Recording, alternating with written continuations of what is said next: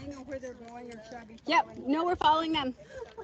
You got it, Jill. Yeah, no, it's really nice, pretty great opportunity to learn while putting something together for sure.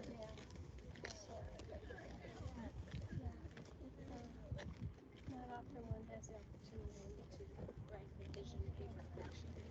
Yeah, it was very stressful. I was like, it was like there's a lot of weight on that, and I didn't really feel that I could meet. So I did the best I could, and obviously, just working with Eric and Sean and everything like that. It's good. It's good. That's the vision right there.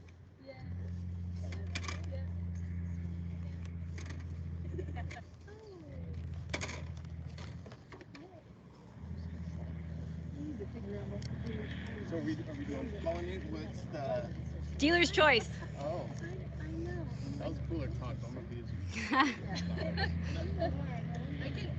This will take it. yeah, go for it. I don't have a transit. Oh, that's gonna be yeah, go for it. Well, I wanted to just sort of showcase some of the ways that we actually do our collections. It's fundamental. It's interesting. Like, naturalists have been using this method for a very long time. Super sophisticated.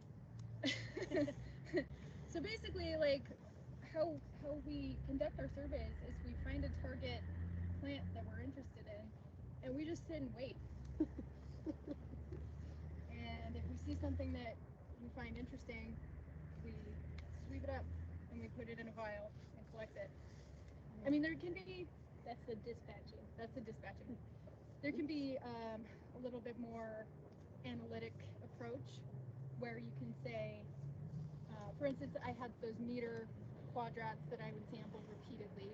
Or you can say, okay, here's a bunch of dandelion. I'm going to sample for 1 hour, so that's like a temporal structure to sampling. Or you can say, all right, I'm going to have a clicker in my hand.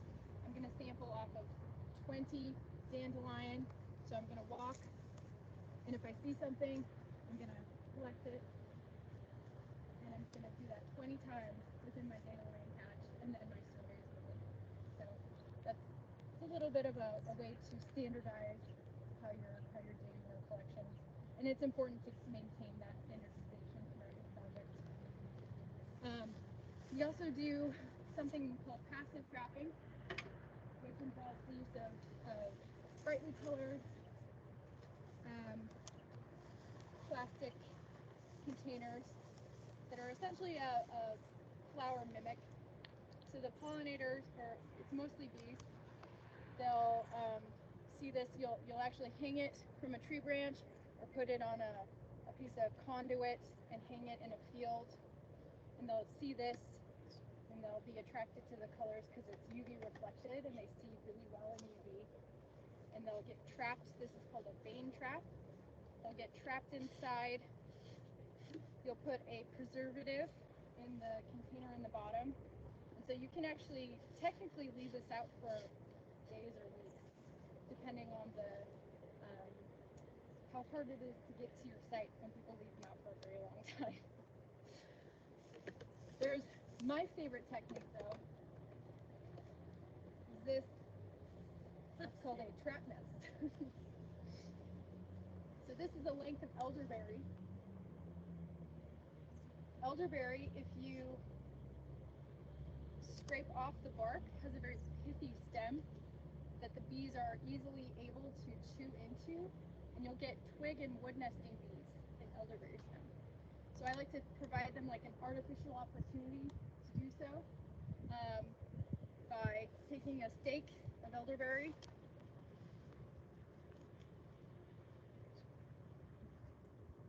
There's your trap.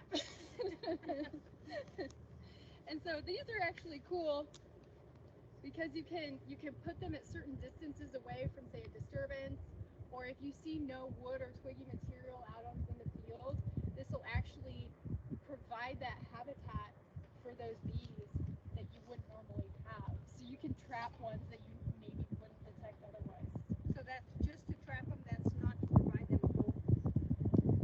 It's to provide them a home, where then at the end of the season, you take out your trap, you split open the elderberry very carefully, and you collect the cocoons that are inside. You can then rear those cocoons, identify what emerged, and then you can take them right back out into the field and release them as well. Can I just let them do that naturally? I don't want to collect them. Yeah, and that's the thing. So at your home, if you want to put out trap nests, this is just habitat. We'll just re-qualify it. Say, okay, I'm gonna put my habitat out in the middle of my park strip. So I have a lot of elderberry. Yeah. It's probably provided for them already. There's probably pieces that have snapped off and they're already used, right? So I found this in my yard this morning. Check out the top. Oh wow. Somebody's already drilled down in there. It's already in there. So that's what it would look like if you had nest initiation in your elderberry. But you can also promote it along all of the length by scoring the front of the elderberry to the pith, which then gives them the opportunity to get to each of the segments of the elderberry. So They can also make flutes out of those, correct? I haven't done that yet. Is there a preferred placement, like the aspect, north, south, east, west facing? You want the little holes south facing. But aside from that, it's just a stake in the ground. Does it need to be near water?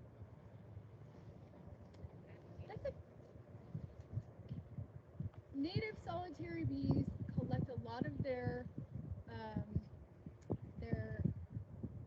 liquid from nectar. They don't actually visit a water resource. So you can have, the highest diversity of native bees in North America is the desert Southwest. And that's because they use those floral resources for their fluid. They don't actually need anything else. If you have honeybees, yeah, they use evaporative cooling. They have to throw up water all the time to make it nice inside their colony. So you need water for them. But we can actually promote native pollinators without a secondary water resource, which is cool. We just need flowers. Yeah. And trap nests, cakes. And how big is the hectare? It's 100 meters by 100 meters. Ooh, 2.5 acres. Yeah. oh my gosh. So you had to count everything on those? Yeah. Oh, It's fun. well, what if you went over there and Yeah, so what you do typically, ate him? I saw that. you'll take your vein trap and you'll put it in the middle of the hectare. And then you'll go out 50 meters that way and then mark your corners. And then you'll go out 50 meters that way and mark your corners and then just do a nice sweep of the whole thing. And it's not,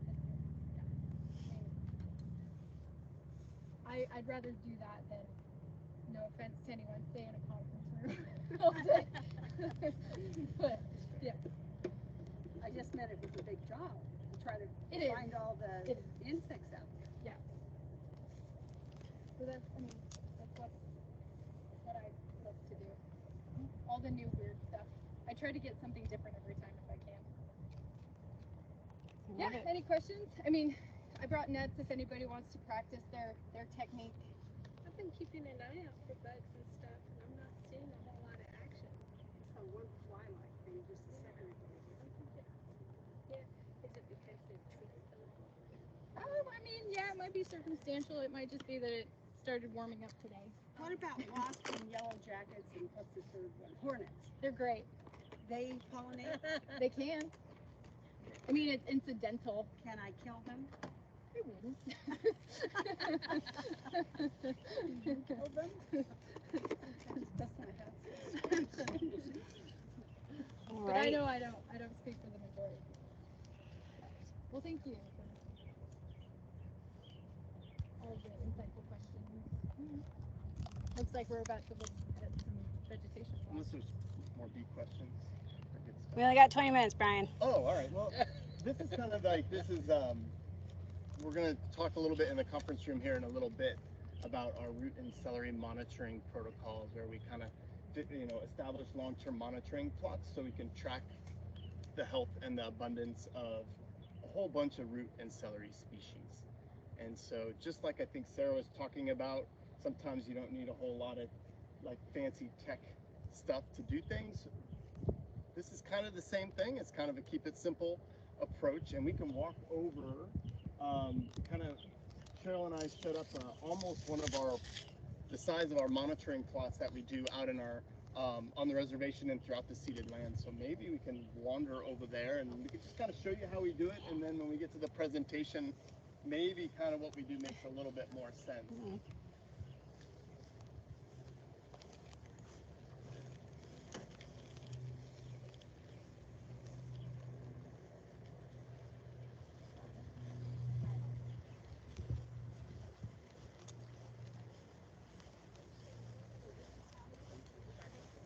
No, this is, what? This one is called Beecology. Yes. And yours is 100 or 300? It's 50. Oh, you want to start?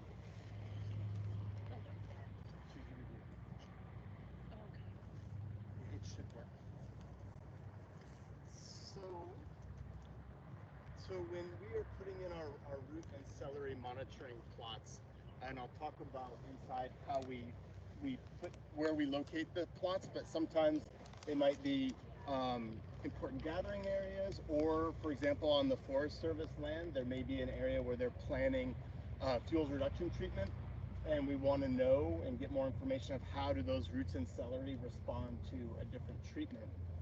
We will put in these circular plots. I know it looks like a cross, but you can imagine there's just a big circle. And this is actually a little bit smaller. We ran out of room. Ours go essentially 30 meters from, you can see where the center is. Basically, we have 4 lines or transects, and they go north, south, east, and west. And we do have a little bit of a tech part of it. We'll have a GPS unit, and we collect all our data on an iPad, which makes sometimes the data entry pretty nice. And then when we have set up our plot, we will take permanent pictures, permanent photos, so we can document what the site looks like. And then Cheryl's just not playing and having good games. We have rulers, so we make what we call quadrats, which is a fancy word for a square. And we lay out at certain places along the transect. So it'll be, let's just pretend this is, you guys don't have to want you guys to make you guys work or walk very far, but there are certain spots where you will go, and you're going to lay down, and we basically use 2 of these to make a little square. So this is, I don't know if that's the right way either, so you pre-season. So we essentially make a bunch of these squares. Oh wow, yeah, we're going fancy here. And it's sort of like, those Russian dolls where there's different sized dolls, you keep opening them up. This is kind of the same idea. You have different squares and boxes in here. And what we do is we come to certain spots, and then Cheryl and I, or some of our collaborators or technicians, we are looking to figure out how many of these squares have root and celery species. So it could be Cous, Camas, onions. It could be all kinds. We have a whole list of about 20 species that we monitor. And we kind of look through here and try to figure out, and we're just going to pretend that the dandelion is Cous, right? It's yellow. Doesn't taste as good, but hey, we're going to work with it for today. And so I would look through here. I don't see any. Still don't see any, and I keep, and you know how small, and Sarah had those pictures of how small Cous can be. Think about the little seedlings of Cous, or even smaller. And so you have to be very careful kind of looking. And then when we say, oh, look, we have some here. So we record and keep track of which square it was found in. and that will help us for some statistics later. We don't have to think about that yet. And then we count the total number of couch plants or onion plants, or sometimes we might have 10 or 11, well, not 10. I think the most we had 8 different root and celery species in 1 meter square plot. So for each one of these, we'll have how many root and celery species, all the different ones that are here, and then how many there are in this square. And so some of them we've had over 100 couch in a 1 meter plot, and that's when Cheryl and I decided we didn't want to count over 100 because we can't count that high. and so we just put a lot. Essentially, we have kind of a bucket because sometimes they're very abundant. And then we do this square 10 times on this transect, 10 on that one, 10 on that one, and then 10 over there. So we have 40 of these. So that if you want to say, well, how much couch is here, we could take, basically make the average density, like the number of plants. And then there's another metric called frequency, and that's just the proportion of these squares that had onion or camas. And so then we use those and we enter it in. Oh, I guess Martin, you have, so this is our handy fancy. We enter it all in here, which is nice, and this can take pictures. So we'll enter all of this, and then when we get back, we can download it. We can make maps. We can show the pictures, and then we'll have that data. And the ideas will come back every 3 or 4 years, so we can monitor how the populations of those roots and celery, if they're growing, if they're decreasing, or they're staying the same. And that's really important because right now we don't have, there's really no systematic monitoring of roots and celery across all the seeded lands and beyond. And so especially when we talk, when you think about some of the Forest Service or BLM land where there's a lot of management activities right now, sometimes they don't actually have the data to really understand how those treatments might affect these roots and celery. And so this is kind of one of those, we collect the data, and then we work with all sorts of different collaborators on the project for sure. And then we'll at least have a sense of what conditions make it very good for roots and celery, and maybe they're good for some species and not others. And then if there are concerns, what are we going to do about it? Are there changes in management or restoration that we can work on? So that's kind of how it works.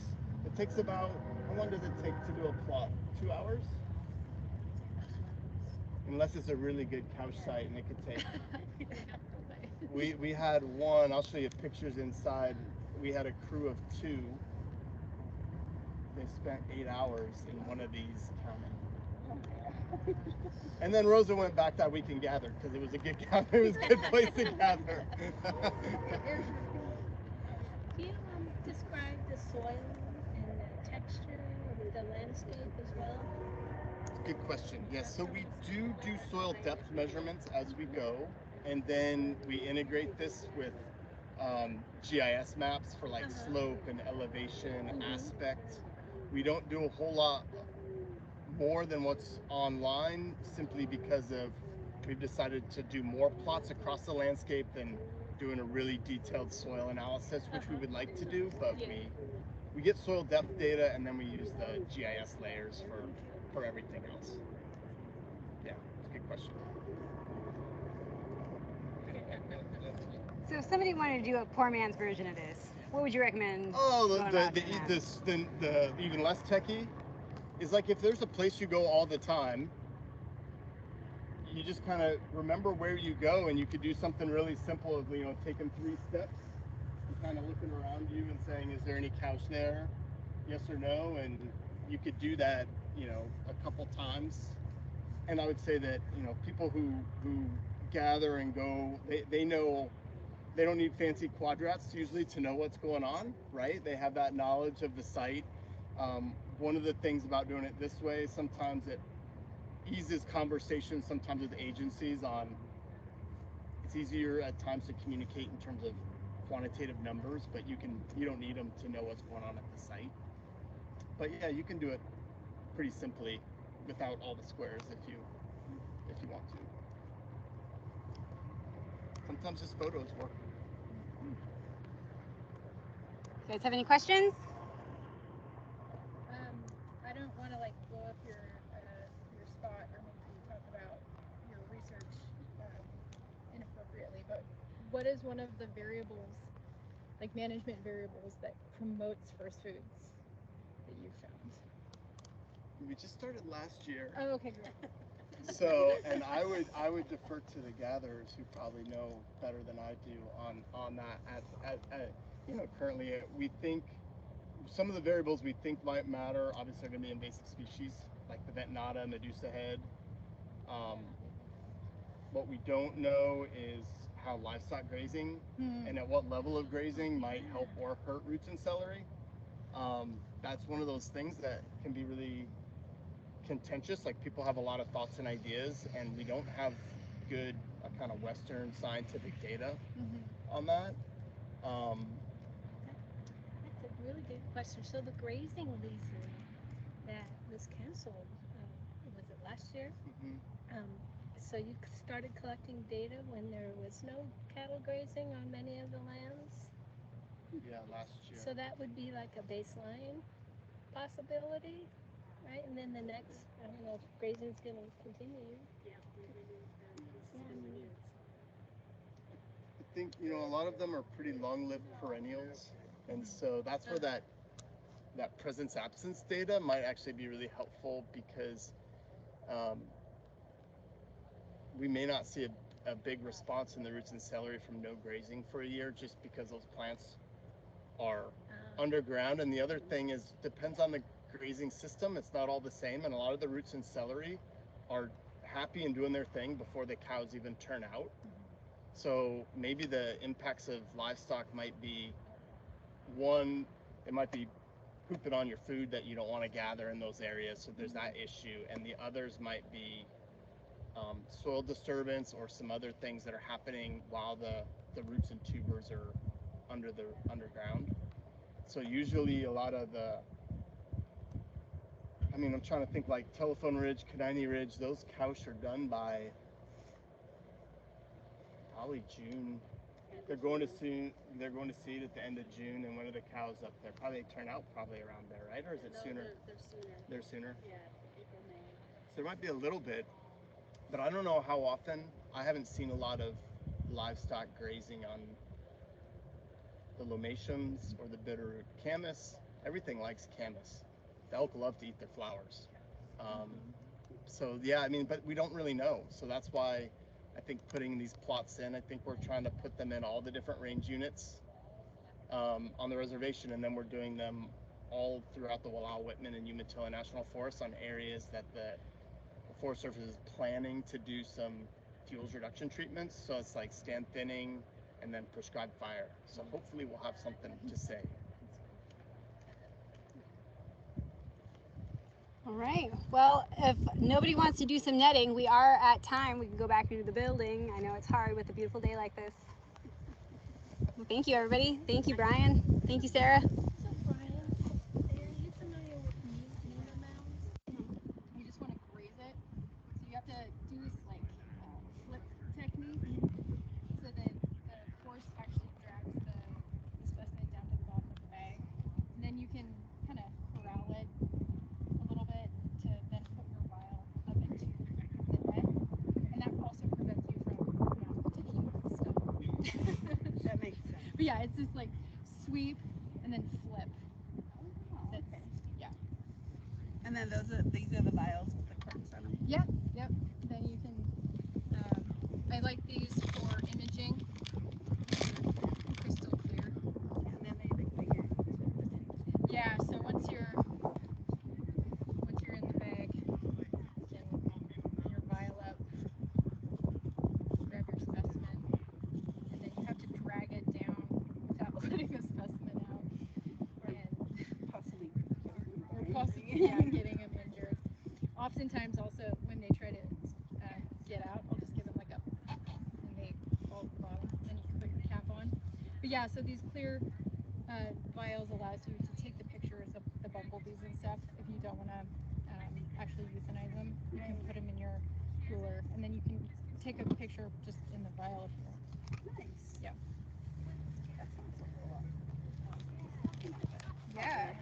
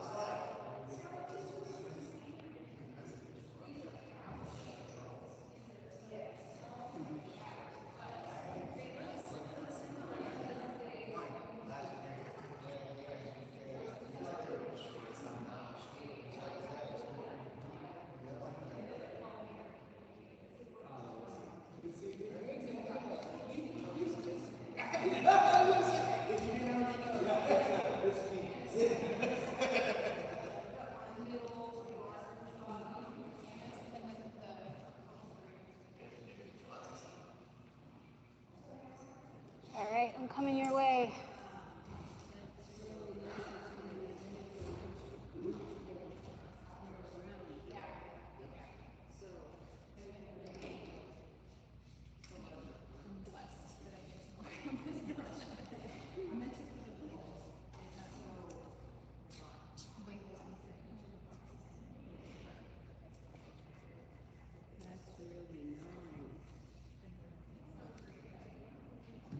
You can talk.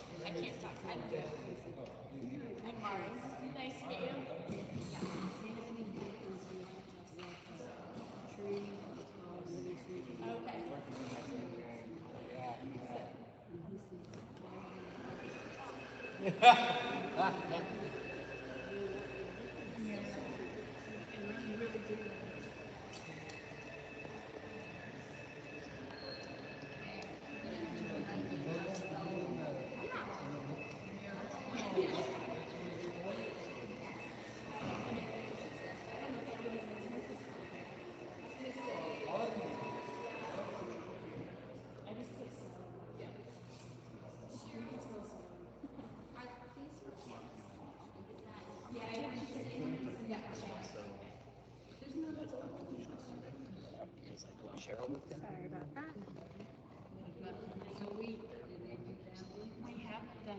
Okay. So I'm going to make it to the end of the table, and I would love to video you just explaining a little bit. Sure. Okay, thank you.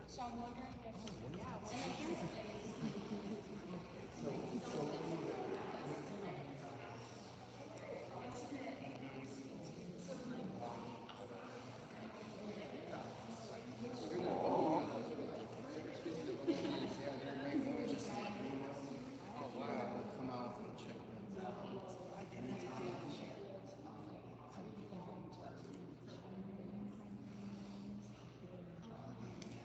I was just out there today. It's in small areas. It used to be real big, but they're dwindling too, and I don't know why.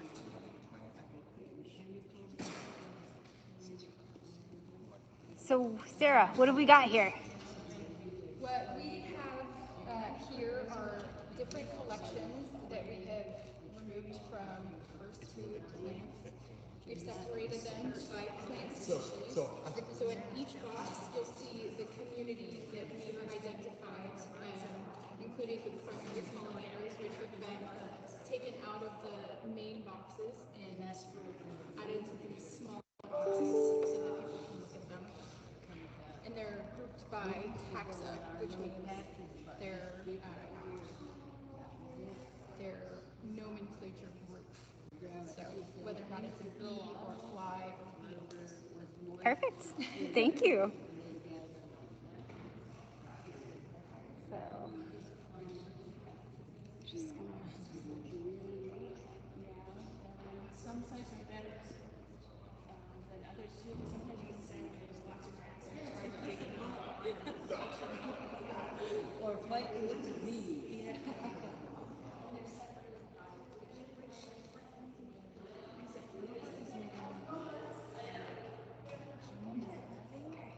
I wonder if we'd kind of transition to the same things or I think